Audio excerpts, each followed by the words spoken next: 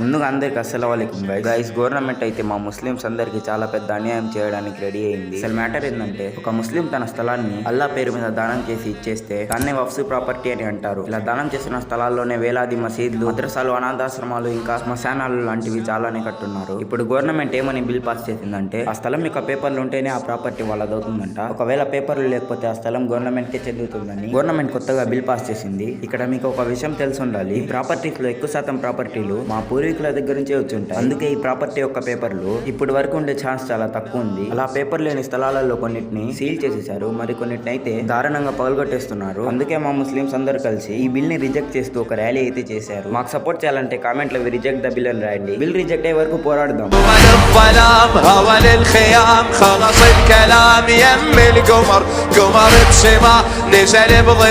صاح الفرات انت النهر هو الثبات هو